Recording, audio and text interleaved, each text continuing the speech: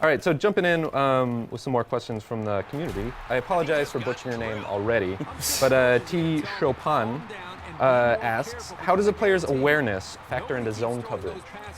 So awareness does have a factor into it, but it's really more of their zone coverage rating. That's the big key. And so we added a lot of different ratings over the past couple of years to kind of break it down so awareness isn't the one rating that really held the keys to all the different parts of the game. And so you have that zone coverage rating, which will factor in a lot to how the zone coverage is played, which is a big upgrade for us this year. We did a lot of work to zone coverage to really improve how that's run in the game. All right, and kind of along those same lines, let's see, Ty Boomer asks, have any other improvements been made on the defensive side of the ball other than the changes to zone defense that you guys have already mentioned? So we had the zone coverage defense. You'll see the tackle animation, the tackle changes, and the collision system there were big upgrades. There's also been some updates to man coverage as well, so that you'll be able to not see players so much jump routes before they really know where the ball is going. That was kind of an issue in the past where you can see on an out route in man coverage, the corner might jump a little bit too early before the break of the receiver. Now they're going to play it more realistically. And so a lot of changes that way as far as new plays added too with those zone coverage. And the 4-2-5 more specifically, the 4-2-5 got a huge upgrade this year. And so that's one of the great new playbooks to run this year with all the additions. A lot of zone tendencies and techniques that you see teams like TCU run have made their way into the game this year. All right, cool. And for anyone who is just tuning in, you can get your questions in on NCAA 12. We've already learned that we're not quite getting into Dynasty mode and the road to glory or online just yet, but send your questions over to @IGN, #NCAA 12, and we'll see if we can't get you the kind of answer you want. So your first two possessions, interception, then a punt against All-American. Is it too early to start chanting overrated? Let me also remind you of the fact that most of my time here is spent talking to you, here it answering comes. questions. The lights are in your eyes. I'm a man of Last night you stubbed your thumb. It was so painful. I'm a man of very limited abilities. We know this, so you're taxing me here by having to both play and talk. So I can't chew gum and walk at the same time either. Gotcha. Jumping in with another question that maybe you guys have an answer for, maybe you don't, but Ty Boomer jumps in with any date range or an exact date on when the demo is coming out.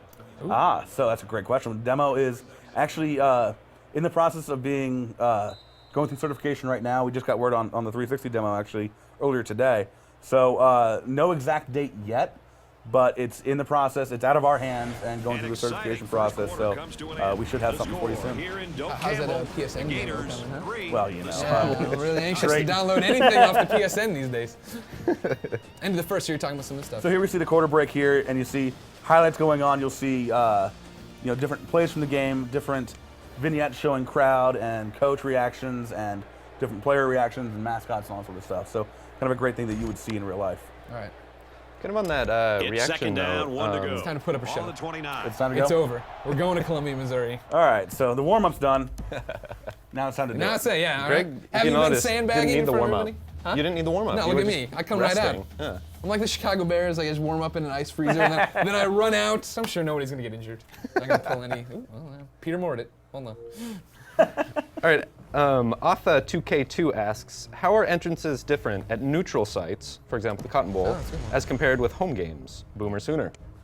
So we're going to have entrances at neutral site games, but they will be a little bit more on the generic variety. We're not going to have Ralphie at Colorado State, for example. You won't see Bevo at Texas Stadium or the Cotton Bowl. But they do have entrances still that are there. There are big upgrades to bowl presentations. So you'll see the big American flag and fireworks go on to set the scene for a big BCS game. So we have added some elements there. Okay.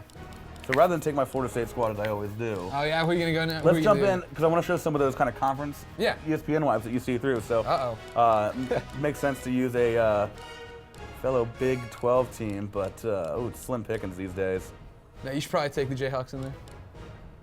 Maybe Jayhawks a couple years ago. Yeah, exactly. Maybe Damn it. a couple years An ago. easy win. As You're much a as I joke, like- Kansas, and I hate you. There you go. As much as I like Turner Gill, not quite yet, but we'll go with the Cowboys here. Got Mad Skills Son asks, does the CPU quarterback actually scramble this time? And are there block punts and field goals this year? Yes. So you will see this, the quarterback scramble inappropriate situations a lot more than they did last year. So last year kind of hung around the pocket a little bit too long at times, took some sacks when they shouldn't have. So you'll see them break free and try and pick up some yards where you can. Block field goals, block punts.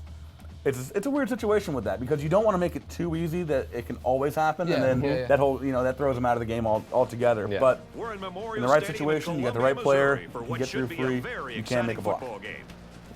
Hi everybody, I'm Brad Nessler. It's a wonderful thing, isn't it? Kirk Yeah. Street here in the booth, and we're also We're in the Show Me joined by State our for what should sideline be reporter, an exciting Aaron college Andrews. football showdown.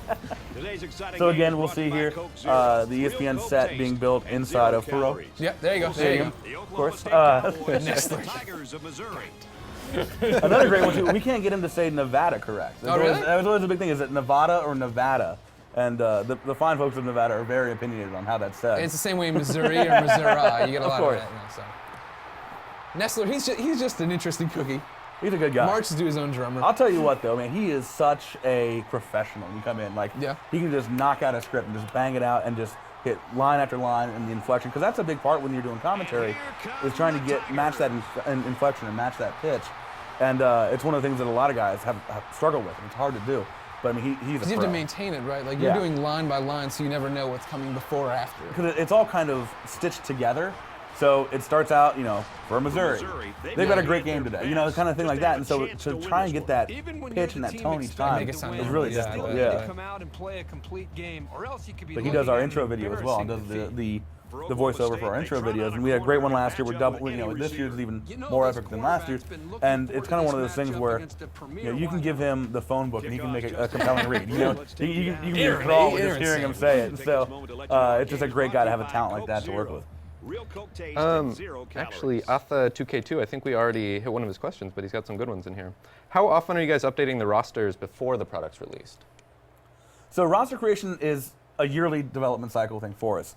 It's one of those things when we don't have since we don't have the actual rights to real players, we're going through and trying to update them to be as close to the actual team styles as possible. And so with that, there's a lot of research going to see what's the makeup of the team going to be this next year, and trying to get those updated. I mean, there's 120 schools, 70 players per team. So there's a lot of players that need to get touched every year. And even though you're doing them in more of a generic manner than actually recreating real players, there's a lot of work that goes into it. And so our roster guy, it's a full-time gig. From the moment he can get started on it until we lock him out of the database and he's done. It's an effort of trying to get things as close to what we want them to be for the year. We have another of our chopped off questions coming in. But curious question about how do you guys feel about the potential of the game considering the current NFL issues? Pardon me, hold on. What are we seeing here?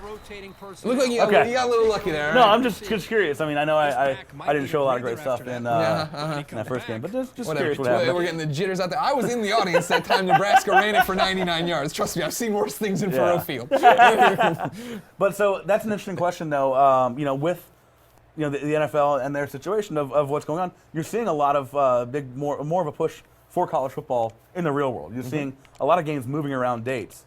Teams are going to start playing, if there is a lockout, teams are going to start playing on Sunday, on Monday night. So college football is going to be at the forefront, and we want to be right there with them, helping to kind of promote the sport and push the sport forward. So, none of us want to see a lockout, especially, those of us that are hardcore fans of just football in general, not just college, but just football. None of us want to see a lockout, but from a college perspective, there's a big opportunity there.